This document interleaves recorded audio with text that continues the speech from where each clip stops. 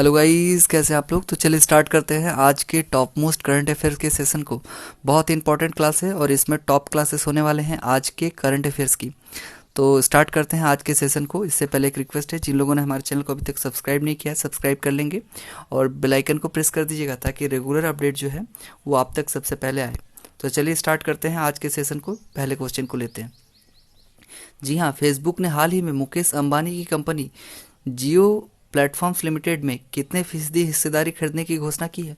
जी बिल्कुल, अब जो जियो है उसके हिस्सेदारी को खरीद रहा है फेसबुक। तो कितने फीसदी हिस्सेदारी को खरीद रहा है ये आपको बताना। ऑप्शन आपके पास है, सही आंसर बताइएगा।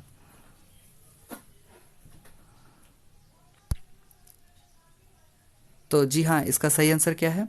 Option A 9.99%। अब 9.99% की हिस्सेदारी खरीद रहा है जियो से फेसबुक। चलिए आगे देखिए इसका डिटेल्स थोड़ा सा। जी हाँ, फेसबुक ने 22 अप्रैल 2020 को जियो प्लेटफॉर्म्स में 9.99% हिस्सेदारी खरीदने के लिए 43,574 करोड़ रुपए के निवेश की घोषणा की है। और इस बड़ी डील के बाद फेसबुक अब जियो की सबसे बड़ी शेयर होल्डर कंपनी बन गई है। और जियो प्लेटफॉर्म्स रिलायंस इंडस्ट्री लिमिटेड, जिसे RIL कहा जाता है, के पूर्ण स्वामित्व वाली सहायक कंपनी है जो तमाम प्रकार की डिजिटल सेवाएं प्रदान करती है। और इसके ग्राहकों की संख्या 38.8 करोड़ है। आपको पता होना चाहिए कि जियो के जो ग्राहक है उन्होंने सभी अन्य कंपनी के ग्राहकों को पीछे छोड़ दिया है और देश की अग्रिम ग्राहक कंपनी बन गई है ये। और जियो और फेसबुक के बीच तालमेल के इस अभियान से जो डिजिटल इंडिया है उसके लक्ष्य को प्राप्त करने में सफलता मिलेगी। तो चलिए आगे देखते हैं। इंपॉर्टेंट क्वेश्चन है और वीडियो अगर पसंद आ रहा है तो इसे लाइक कीजिएगा। तो चलिए चलते हैं आगे के क्वेश्चन की ओर। जी हाँ, ध्यान दीजिएगा। सिंगापुर के प्रधानमंत्री ली सिएन लुंग ने देश में अधिकांश प्रतिबंध कितने तारीख के लिए बढ़ा दिया है, जो 4 मई को समाप्त होने वाला था। जी बिल्कुल, देश में जो अधिकांश आंशिक प्रतिबंध है उसको बढ़ा दिया है सिंगापुर के प्रधानमंत्री ने। वो कब तक के लिए बढ़ा दिया है ये आपको बताना है। तो सही आंसर क्या है? जी हाँ बिल्कुल, 1 जून। Option D is the right answer. चलिए इसका थोड़ा डिटेल्स देख लेते हैं कि आखिर उन्होंने ऐसा क्यों किया है। तो जी हाँ बिल्कुल, ध्यान दीजिएगा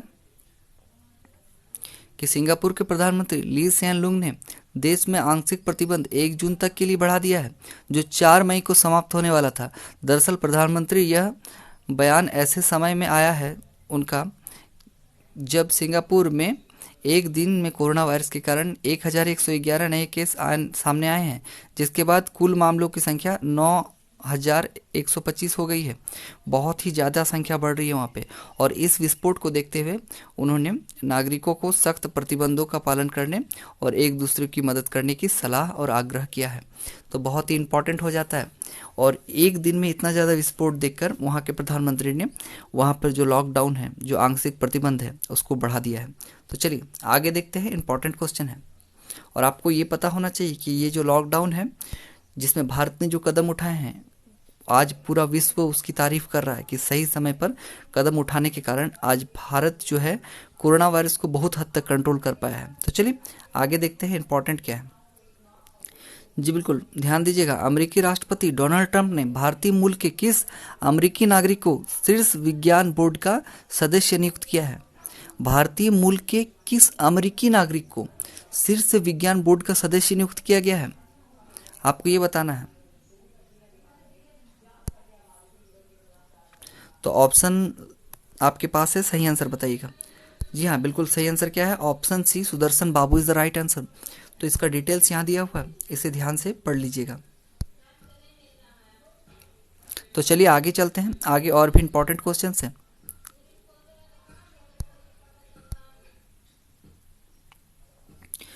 जी बिल्कुल, ध्यान दीजिएगा। पृथ्वी दिवस निम्न में से किस दिन मनाया जाता है? कल इस क्वेश्चन का डिस्कस मैंने आपके साथ किया था और आपको कमेंट सेक्शन में कमेंट करने बोला था कि इस साल जो है पृथ्वी दिवस का थीम क्या था। तो चलिए पूरे डिटेल्स में देखेंगे। पहले ऑप्शन आपके पास है, इसका सही आंसर बताइए। जी हाँ, इसका सही आंसर क्या है? Option A 22 April is the right answer. 22 अप्रैल इसका सही आंसर है। चलिए आगे देखते हैं। इंपॉर्टेंट है।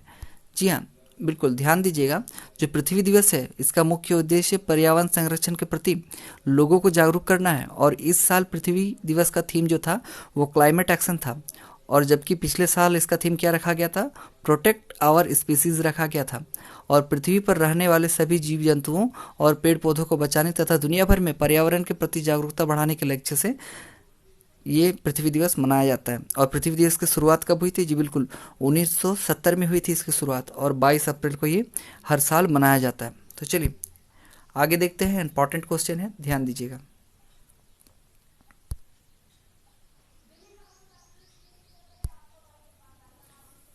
जी बिल्कुल, क्वेश्चन बहुत इंपॉर्टेंट है।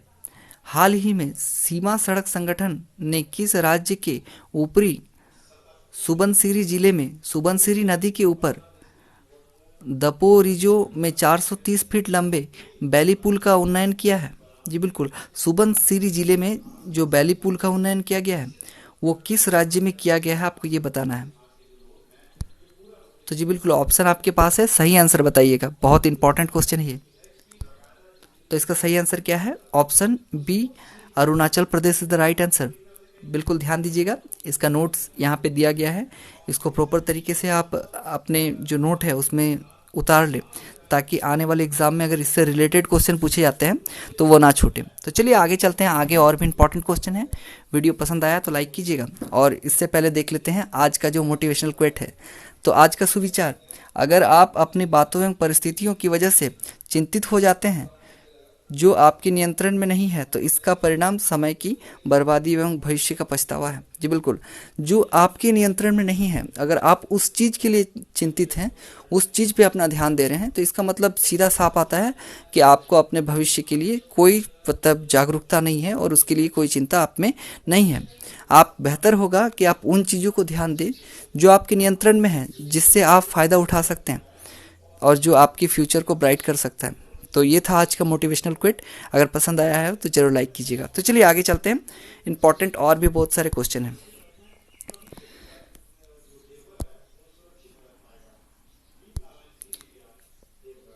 जी बिल्कुल, ध्यान दीजिएगा, केंद्रीय वित्त मंत्री ने 20 अप्रैल 2020 को नई दिल्ली में वीडियो कॉन्फ्रेंस के माध्यम से किस बैंक ऑफ बोर्ड गवर्नेंस की 5वीं वार्षिक बैठक में भाग लिया है?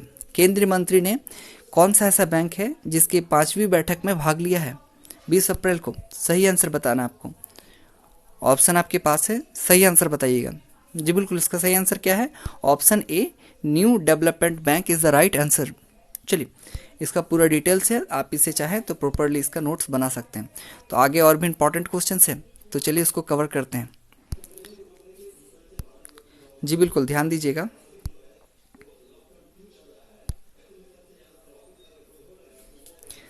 जी हाँ, हाल ही में भारतीय प्रतिभूति और विनिमय बोर्ड ने विदेशी निवेश से जुड़े संरक्षक बैंकों को किस देश के से आने वाली विदेशी निवेश की निगरानी में वृद्धि करने को कहा है? जी बिल्कुल, अब भारत ने विदेश से आने वाले जो विदेशी निवेश के जो विदेशी लोग या कंपनियां आ रहे हैं, वो कौन से देश के हैं जिसकी निगरानी करने के लिए भारत सरकार ने निर्देश जारी किए हैं।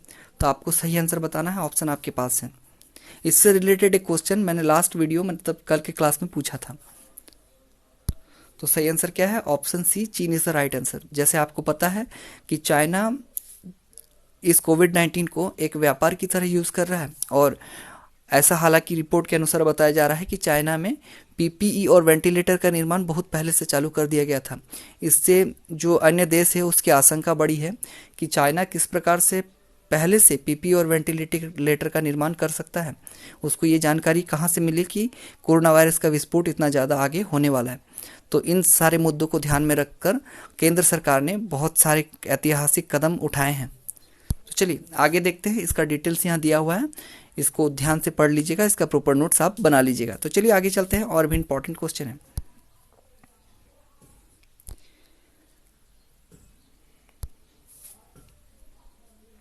जी हाँ, ध्यान दीजिएगा, हाल ही में किस राज्य सरकार ने मुख्यमंत्री कोविड-19 योद्धा कल्याण योजना लॉन्च की है?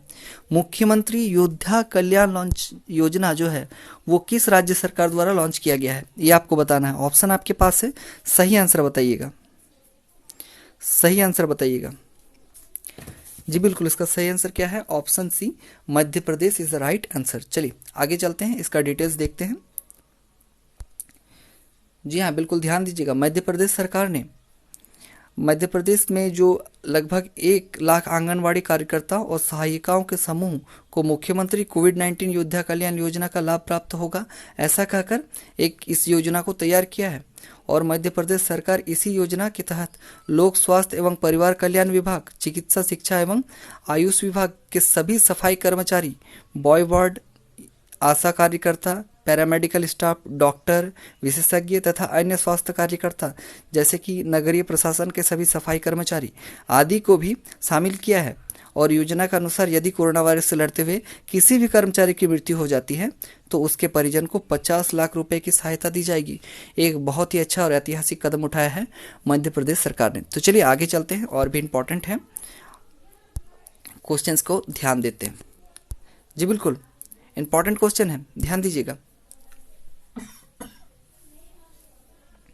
जी हाँ, भारतीय बैडमिंटन संघ और भारतीय खेल प्राधिकरण ने संयुक्त तौर पर 20 अप्रैल 2020 को किसके नेतृत्व में ऑनलाइन कोच विकास कार्यक्रम की शुरुआत की है? किसके नेतृत्व में ऑनलाइन कोच विकास कार्यक्रम का शुरुआत किया गया है? आपको ये बताना है। ऑप्शन आपके पास है, सही आंसर बताइएगा। सही आंसर बताइएगा, ऑप्शन आपके पास है। तो सही आंसर क्या है? Option B Pullela Gopichand is the right answer. Pullela Gopichand इसका सही आंसर है। तो ये इसके डिटेल्स है, इसे ध्यान से देख लीजिएगा और इसका प्रॉपर नोट्स आप बना लीजिएगा। तो चलिए आगे चलते हैं, आगे और भी इंपॉर्टेंट क्वेश्चन है।